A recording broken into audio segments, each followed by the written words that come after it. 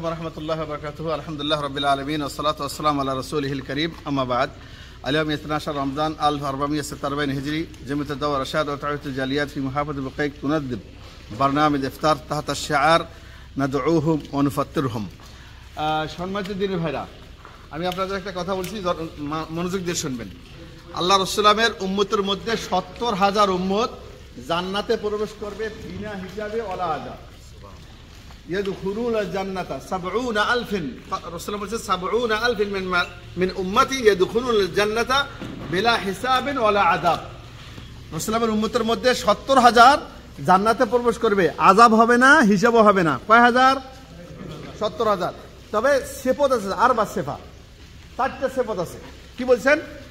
লম্বা হাদিস তবিল, কিন্তু মুখতাসার হলো রসুল বলছেন যে ১ নম্বর সেফা হলো যারা লা ইস্তারকুন, অর্থাৎ তলব করে না অন্য কিছু রুকিয়া, বলে না যে আমাকে ঝাড়ি দাও, ফুঁকে দাও, এটা বলে না। ১ নম্বর।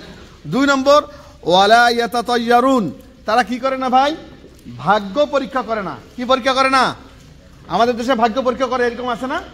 না, ভাগ্য পরীক্ষা করা যাবে না। হাত দেখে, পাখি দেখে ভাগ্য পরীক্ষা করা যাবে না। তারপর ওয়ালা ইয়াতাতায়্যারুন, পাখি উড়ি দিয়ে পরীক্ষা করে, যে ডান পাশে যায় আপনার ভাগ্য ভালো, বাম পাশে গেলে ভাগ্য খারাপ। তারপর বললেন ওয়া আলা রাব্বিহিম ইয়াতাওয়াক্কালুন, যে তারা ৭০,০০০ তারাই জান্নাতে যাবে বিনা হিসাবে, বিনা যাবে। যারা কি করে না, আল্লাহর ভাগ্য পরীক্ষা করে না।